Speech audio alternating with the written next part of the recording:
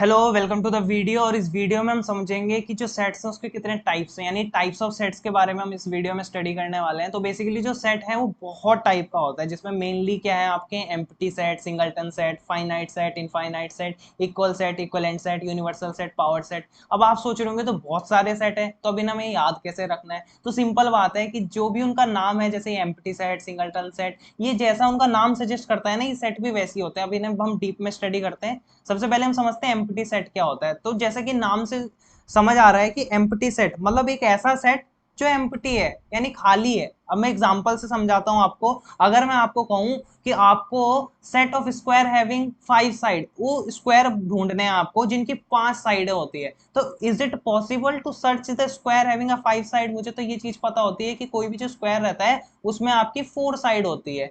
5 side का square होता ही नहीं, तो क्या मैं बोल सकता हूँ कि it is a empty set? है ना, ये सिंपल बात है, ये एम्प्टी सेट होने वाला है मेरे पास। अब मैं एक नेक्स्ट एग्जांपल देता हूँ, ये एम्प्टी सेट होगा। अगला एग्जांपल देते हैं कि set of cows having 6 legs, कि मेरे को उन सारी काउ का सेट बनाना है जिनकी 6 टांगे होती है। तो is it possible for a cow having a 6 leg? Cow की तो 4 ही टांग होती है, तो ये भी मैं क्या बोल सकता हूँ कि एम्प्टी सेट है, क्योंकि ये तो ऐसा मैं सेट बना ही नहीं पा रहा हूँ। सिंपल बात है, जैसा कि नाम है एम्प्टी सेट, यानी सेट मिले ही ना, उसमें कोई एलिमेंट ही ना लाई करे। ठीक है।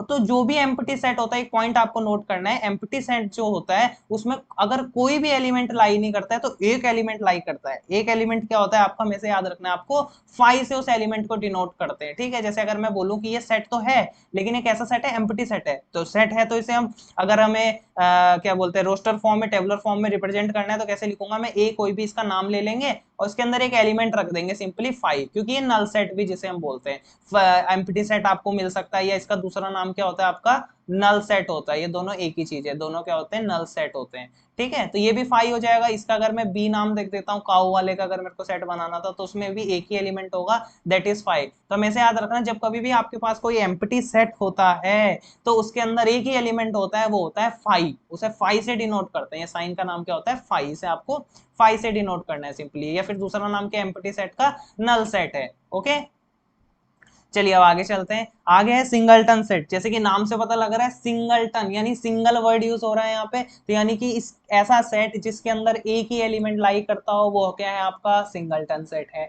अब क्वेश्चन, अब एक एग्जांपल लेते हैं इसका। तो पहला एग्जांपल है set of integer which is neither positive nor negative, नॉ और नेगेटिव, सॉरी। एक ऐसा आपको इंटीजर बताना है जो ना तो पॉजिटिव है ना तो नेगेटिव है। तो आपके दिमाग में डायरेक्ट आ गया होगा यार, ऐसा कोई इंटीजर जो ना तो नेगेटिव है ना पॉजिटिव है, यानी जीरो ही होगा। तो एक ही एलिमेंट इस सेट में लाई करेगा आपका, कौन सा एलिमेंट लाई करेगा? जीरो इसमें लाई करने वाला है, तो जीरो इसका क्या हो जाएगा? एलिमेंट करेगा। अब दूसरा लेके चलते हैं example, set of even prime number. मैंने कहा प्राइम नंबर आपको पता होते हैं। प्राइम नंबर क्या होते हैं? बेसिक थोड़ा मैथमेटिक्स है तो इसका बेसिक समझ लेते हैं। प्राइम नंबर क्या होता है?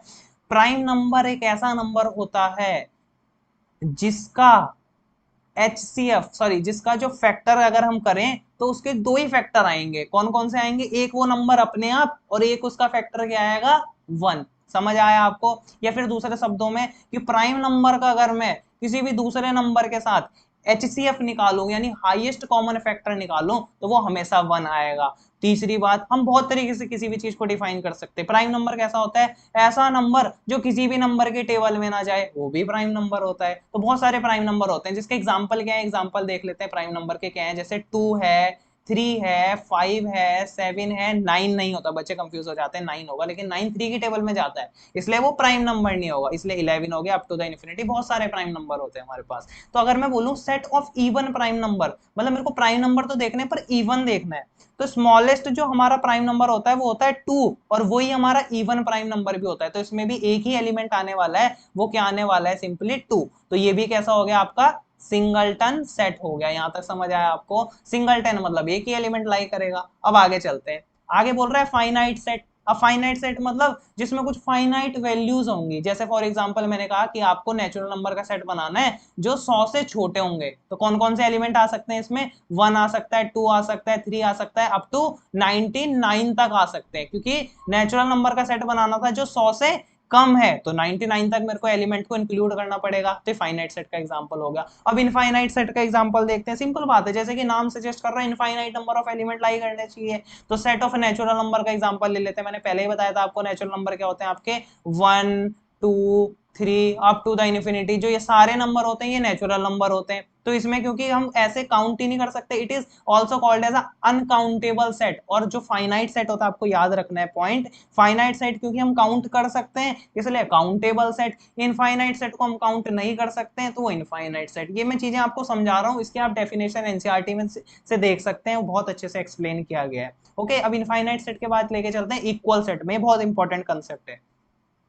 तो एक और चीज आपको, अब देखिए, जब मैं बोल रहा हूँ कि हर कंसेप्ट से आपको कुछ ना कुछ सीखने को मिलता है और एग्जांपल से आप उस कंसेप्ट को और अच्छे से सीखते हैं। तो इक्वल सेट क्या होता है, हमेशा अगर मैंने पी को एक सेट लिया 1 3 9 5 -7, क्यू भी मैंने एक सेट लिया 5 -7 3 1 और 9, अब आपको फील आ रहा होगा 1 यहाँ भी है, 1 यहाँ भी है, 3 यहाँ भी है, 3 यहाँ भी है, 9 यहाँ भी है, यहाँ भी है, 5 यहाँ भी है, यहाँ भी -7 यहाँ भी। यार तो ये जो P और Q है इसमें एलिमेंट तो सारे सेम हो गए, बस आगे पीछे लिखे हैं। तो हमेशा याद रखना, जब कभी भी किसी सेट में आगे पीछे अगर एलिमेंट लिखे हो तो उसे आप किसी भी तरीके से अरेंज कर सकते हो। There is no restriction in the arrangement of the element inside a set. तो इसे हम कैसे लिख सकते हैं, Q वाले सेट को इसी प्रकार लिख सकते हैं, पहले इसमें एलिमेंट अगर मैं 1 लिखूं, फिर अगर मैं इसमें एलिमेंट 3 लिखूं, फिर एलिमेंट इसमें 9 लिखूं, फिर एलिमेंट इसमें 5 लिखूं और फिर एलिमेंट इसमें अगर -7 लिखूं, तो आपको फील आ रहा होगा यही सेट मेरा P बन गया। तो मैं बोल सकता हूं P is equal to Q। तो two set will be equal only and only if their all elements will be equal. तो दो सेट इक्वल कब कहलाएंगे, जब उनके अंदर लाई करने वाले सारे एलिमेंट इक्वल हो जाएंगे। तो अगर मैं एक छोटा सा क्वेश्चन पूछूं, अगर P की कार्डिनलिटी मुझे पता है तो क्या मैं Q की निकाल सकता हूं? हाँ, निकाल सकता हूं। क्यों निकाल सकता हूं? क्योंकि P और Q दोनों इक्वल होने वाले हैं, तो दोनों की कार्डिनलिटी भी सेम होने वाली है। तो equal set will always have a same cardinality. आपको कंसेप्ट को बार बार कनेक्शन बिठाना पड़ेगा, तभी आपको कार्डिनलिटी की भी डेफिनेशन याद होती रहेगी। अब आगे चलते हैं, एक होता है इक्विवेलेंस सेट, बहुत मेन है। इक्विवेलेंस सेट क्या कहता है आपका, कि जब कभी भी दो सेट हैं आपके पास जिसमें नंबर ऑफ एलिमेंट सेम है, या दूसरे शब्दों में जिनकी कार्डिनलिटी सेम है। अगर मैं आपसे बोलूं कि जो P मेरे पे एलिमेंट है इसमें कौन कौन से एलिमेंट लाई कर रहे हैं, 1 3 9 5 और -7 लाई कर रहे हैं। तो if I will ask you the cardinality of that set, you will say to me that since the 5 element is lying in this particular set, so I can easily say that 5 will be the cardinality of this set। अगर मैं आपसे Q की बात करूं, तो Q में कौन कौन से एलिमेंट लाई कर रहे हैं, एक 1 मुझे दिखाई दे रहा है फिलहाल, और एक मुझे कौन सा दिखाई दे रहा है, इसमें 3 दिखाई दे रहा है, और एक मुझे 9 दिखाई दे रहा है, और फिर मुझे 5 दिखाई दे रहा है, और फिर 5 दो बार, एक ही बार काउंट करेंगे, फिर मुझे -7 दिखाई दे रहा है। तो आपको यहाँ से फील आ गया होगा कि इसके अंदर भी मेरे क्या लिखा है, 5 ही एलिमेंट आ रहे हैं, यानी जो Q सेट है उसमें मेरे 5 ही एलिमेंट आ रहे हैं। तो इन दोनों की क्या हो गई, ये दोनों के नंबर ऑफ एलिमेंट, या फिर दूसरे शब्दों में कार्डिनलिटी दोनों सेटों की बराबर हो गई, दोनों सेटों की कार्डिनलिटी बराबर होगी। तो क्या मैं बोल सकता हूं कि ये दोनों सेट मेरे क्या होंगे, इक्विवेलेंस सेट होंगे। अब एक छोटा सा मैं आपको चीज बताता हूं, मुझे एक चीज पूछनी है आपसे, कि जितने भी मेरे इक्विवेलेंस सेट होंगे, एक क्वेश्चन बनता है एनसीईआरटी में भी आई थिंक, कि जितने भी मेरे इक्विवेलेंस सेट होंगे वो क्या सारे इक्वल सेट होंगे, या फिर मेरे जितने भी इक्वल सेट होंगे वो मेरे इक्विवेलेंस सेट होंगे। तो ऐसे सोचना कैसे है, पहले मुझे एक बात पता है कि जो इक्वल सेट होंगे उसमें तो सारे एलिमेंट इक्वल होंगे, यानी यार अगर सारे एलिमेंट इक्वल होंगे तो नंबर ऑफ एलिमेंट भी इक्वल होंगे, यानी कार्डिनलिटी भी इक्वल होंगे, यानी वो दोनों सेट भी इक्विवेलेंस होंगे। तो क्या मैं लिख सकता हूं कि एवरी, आप इसे नोट डाउन भी कर सकते हो, लिखिए, every equal set will B equivalence, but every equivalence set can not be equal set. अगर मैं बोलूं आपको कि मैंने एक कोई सेट लिया, for example x is equal to, मैंने लिया 1 2 और 3, ओके, और मैंने कोई y एक दूसरा सेट लिया जिसमें मैंने एलिमेंट को रखा a b एंड c, मैंने इसमें भी रखा। तो मुझे पता है x और y जो मेरे सेट हैं ये दोनों इक्विवेलेंस तो हैं।